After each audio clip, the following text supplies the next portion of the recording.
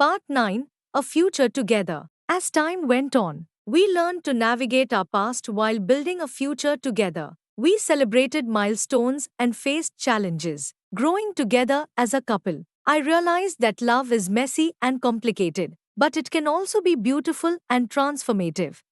Eventually, Mark and I moved in together, creating a space filled with laughter, love, and the occasional playful argument over what movie to watch. We made a pact to always communicate openly, knowing that honesty was the foundation of our relationship.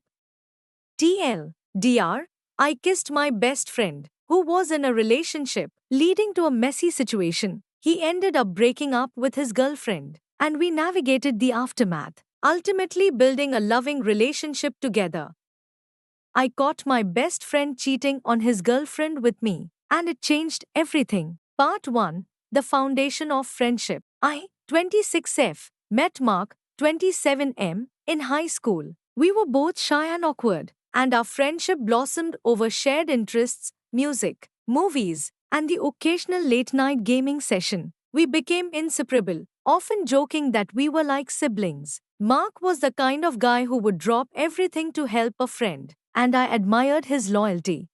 When Mark started dating Jessica, 26F, 3 years ago, I was thrilled for him. She was sweet, kind, and seemed to make him happy. However, as the months passed, I began to notice changes. Mark seemed distant, often complaining about Jessica's behavior, particularly her jealousy and controlling tendencies. I listened patiently, providing support as he navigated his relationship.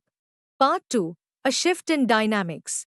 As the year progressed, our friendship deepened, but there was an unspoken tension growing between us. We spent countless nights together, watching movies and laughing. Yet I couldn't shake the feeling that something was simmering beneath the surface. Mark and I shared glances that lingered too long and touches that sent electric shocks through my body. One night, after a few too many drinks at a party, we found ourselves alone in my living room. The music was low, and the dim light created an intimate atmosphere. Mark sat close to me, and I could feel the heat radiating from him as we talked about everything and nothing. Our laughter faded into silence. Then it happened. He leaned in, and our lips met. The kiss was soft at first but quickly escalated into something passionate. I felt a whirlwind of emotions, desire, confusion, guilt. We pulled away, both breathless and shocked at what had just happened. Part 3, The Confusion. After that night, everything changed. We both tried to act like it hadn't happened, but the tension was undeniable. Our conversations became charged with unspoken feelings, and I found myself daydreaming about him constantly. I knew he was still with Jessica, but I couldn't help my growing attraction. Weeks passed, and Mark would often come to me, venting about his frustrations with Jessica. She just doesn't understand me, he would say, and I could see the pain in his eyes. I wanted to reach out, to comfort him, but I was terrified of crossing that line again.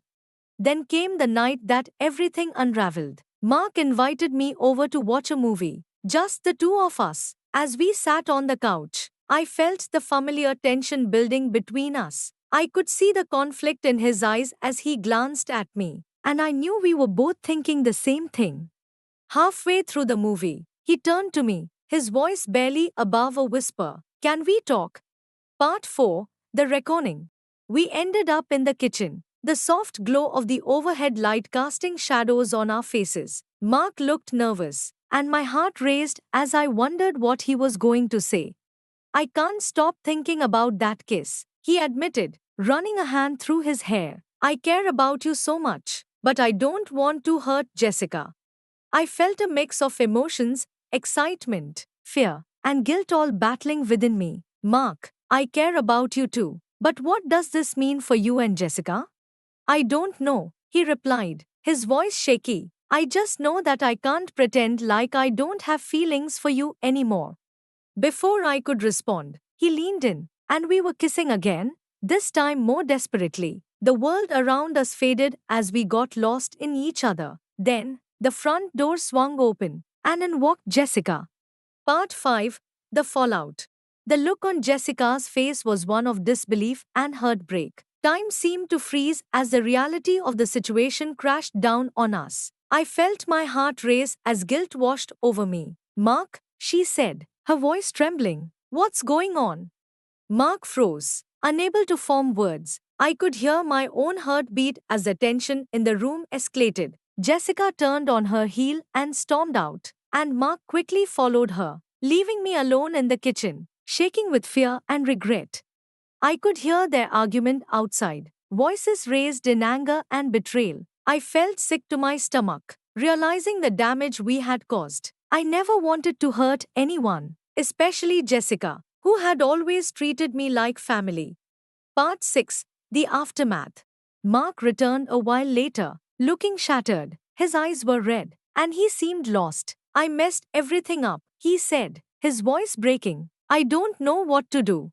We sat down, and I listened as he poured out his heart, sharing the weight of his guilt and confusion. I love her, but I can't ignore what I feel for you, he admitted. The conversation stretched late into the night, filled with tears and uncertainty. We both knew we had to face the consequences of our actions. Mark decided to break things off with Jessica, realizing that he couldn't continue to hide his feelings for me. It was a heartbreaking decision, and I felt guilty for being the catalyst for their breakup. Part 7. A New Beginning. In the days following, Mark and I tried to navigate the fallout. He reached out to Jessica to explain everything, and though it was painful, I knew it was necessary for closure. I didn't want to be the other woman, and I wanted him to be sure of his feelings before we took any further steps. As he processed everything, I felt our relationship transform from best friends to something deeper. We kissed again, this time filled with longing and a mixture of excitement and fear for what lay ahead.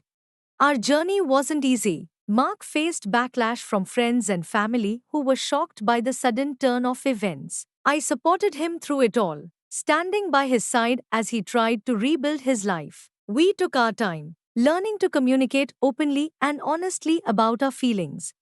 Part 8. Healing and Growth. Months passed, and we worked hard to establish a healthy relationship. Mark sought therapy to navigate his feelings of guilt and confusion. I encouraged him to express himself and reassured him that he wasn't alone. Slowly, he began to heal.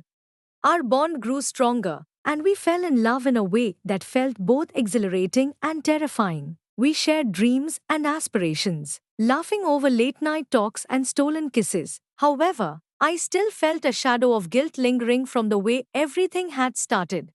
One night, as we sat on my balcony, I turned to Mark, my heart racing. Do you ever think about Jessica? I asked, feeling vulnerable.